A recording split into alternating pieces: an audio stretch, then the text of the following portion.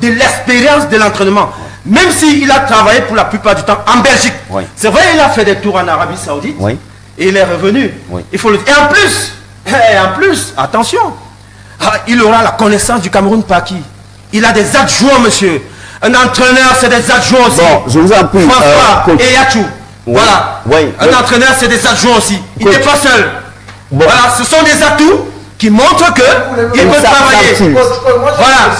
Je vous en prie, c'est moi qui pose des questions. Je vous en prie. Oui. Alors, toujours avec vous, dis-moi, alors en tant que coach, comment donc comprendre un parcours assez peu élogieux pour quelqu'un assez ancien dans ce domaine, dans son expansion? Comment comprendre en tant que coach? Oui, il a un parcours assez élogieux. Oui. Assez élogieux. Pardon, vous avez dit moins élogieux, voilà. Élogieux, Oui. oui. Autant pour moi. Oui. Autant pour moi. Oui. Quand je parcourais Wikipédia et quand je suis allé dans Google, oui, on va sortir de cette thématique. Parce que, j'ai beaucoup lu. Vous savez ce que les journalistes ont dit de lui? On dit qu'il ne reste pas longtemps sur un banc de touche, qu'il a des résultats mitigés. Oui. On a dit qu'il a plus de défaites que de victoires. Mais un entraîneur, c'est des défaites et des victoires et des matchs nuls. Il faut le dire. Mais ici... Maintenant, il va falloir, c'est un entraîneur, je vous rappelle qu'il a un diplôme UEFA, et là, je crois que sur le plan intrinsèque, il a le niveau pour entraîner les Lions indomptables. Parce que si vous n'avez pas une licence UEFA, vous ne pouvez pas entraîner les Lions. Et en plus, il connaît ce qu'on appelle la programmation.